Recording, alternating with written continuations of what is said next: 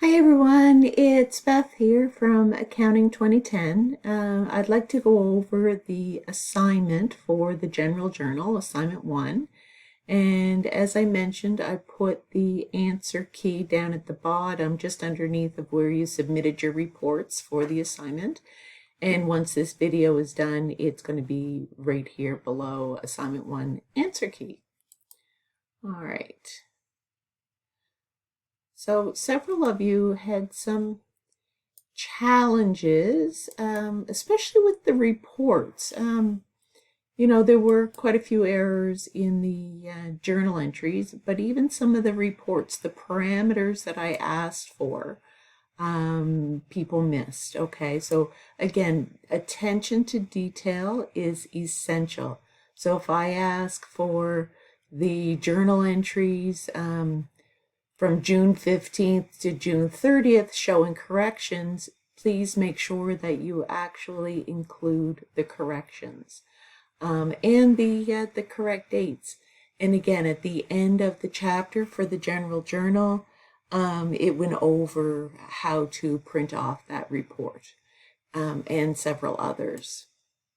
I'll go over the journal entries in a few minutes. So I had asked for the trial balance for June 14th. And because you had the journal entries to check all of your entries right up until June 14th, one of the conditions with getting full points for uploading the trial balance for June 14th is to ensure that it had a correct balance at the end of the report. So here's a copy of the trial balance dated June 14th. And as you can see, the correct balance is $695,268 and 50 cents. The next question that I asked you to do or report to upload was the trial balance dated June 30th. This one here, as long as you included the parameters June 30th, you got full points. I didn't dock any points for having the incorrect balance at the bottom because I didn't want to take points off in two places. So if you had the journal entry incorrect, then of course your trial balance wasn't going to have the correct amounts. So therefore, as I say, you get full points if it said for June 30th.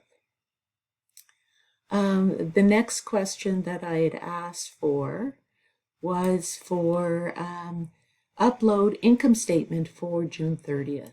This one here, some individuals had challenges because instead of putting the income statement for all of June, for some reason I've got the wrong title on the top of that one up there. But if you look here, income statement, January 1st to June 30th. So that's not just for June. I mean, up until June, there were no other entries, but still get used to putting June 1st to June 30th. And then if there's other information, you're not accidentally including it. And then one of the questions that I had asked was, what is the net income for the company? So again, I wasn't looking for you to tell me that it was 42,857 because if you had an error in your journal entries, then your net income could be different. So as long as you went to your report, your income statement, and looked at the net income that you were saying and quoted that amount, then you got full points for the question. The next one was the balance sheet. And again, when I asked you to upload the balance sheet, as long as it's for June 30th, you got points for that, full points for that. Now, I did ask for the current assets. And the current assets are right here. Total current assets, 94,841.80. But again, if you had a different amount, I wanted you to go to your report and tell me what the current assets were. However, a lot of individuals included the fixed assets and gave me the total asset figure. That's not what I was looking for. I was just looking for the current assets. The other question that I asked for from the balance sheet was, how much did Bins owe their creditors? And I even in the question I put refers to accounts payable balances. So I wanted you to just look at the accounts payable and see how much you owed. And for these two here, it was $7,245. Again, if you had different amounts in here, as long as you added up your totals, you were good. Okay. But many of you actually included the bank balance. Okay. I was only looking for, and as the question said, accounts payable. And as you can see, the bank loan is not an accounts payable. It is a current liability, but it's not accounts payable. So I didn't want the current liability amount, just wanted how much did Bins owe to its creditors. Okay, so then after that we get to the journal entries. Just 1 second, please. Okay, hi again. Okay, so now let's go over the journal entries. One of the biggest challenges I saw a lot of people were having were getting their debits and their credits mixed up. Putting revenue as a debit, putting accounts payable as a debit, and having your expense as a credit. So what I've done here is I want to go over each of the entries, and let's see, here we go. So let's go to, sorry, I've got the textbook here online, so I'm going to go to the section where it starts for entry 15.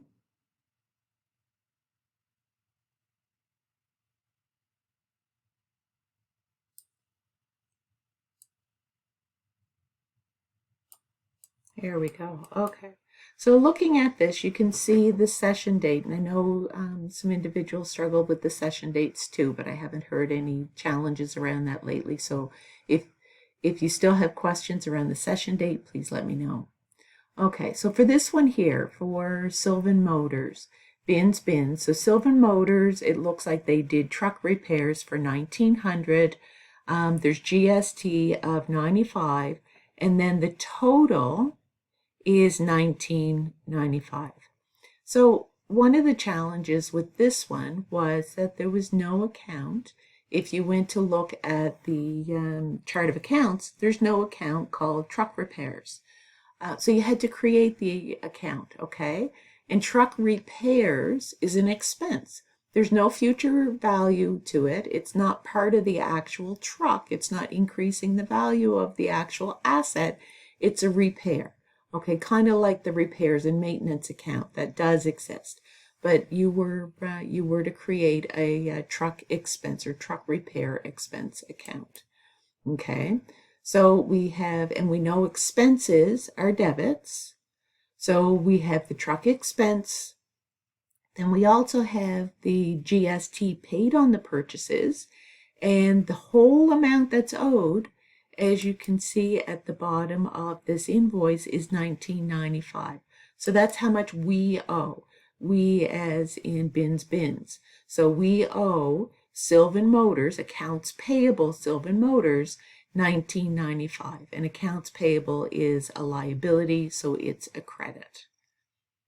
Okay, so for the next one, it's telling us that we are paying. So we already received the invoice. So here we just needed to record the payment. Okay, so we're going to come up here and we see pay Badlands account, hardware account. So we're clearing out the accounts payable and we're paying them cash. The next entry is for Sunnybrook Estates. So Sunnybrook Estates, we earned revenue from them. So they would have taken one of our, let's see the wording. So Sunnybrook Estates, it's a new customer, so therefore you should create accounts receivable, Sunnybrook Estates, 4,800 plus GST charged. They rented a dumpster from us. So therefore we're going to come over here and we've got revenue from dumpster rental. Some of you made the error by putting it to an asset account for dumpsters as if we bought dumpsters. But this is how the company makes their money. How Bins makes their money is through revenue for dumpsters. And remember, revenue is a credit, add on the GST, and therefore the whole amount that they owe us is for the accounts receivable of $5,040. The next one, it's showing that the money is coming out of our account because we paid off Western Union the accounts payable that we owed them. The next one is revenue from subcontracting. Okay, so let's have a look at that.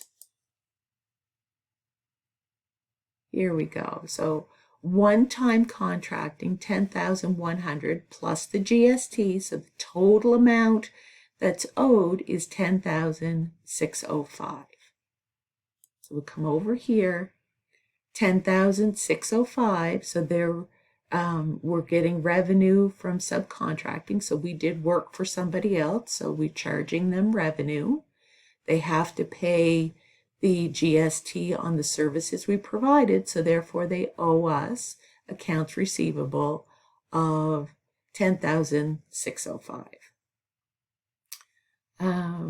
So Watershed, we have, they owed us money, so we clear out the accounts receivable because they've paid us cash. Watershed Insurance, again, we're earning revenue from them.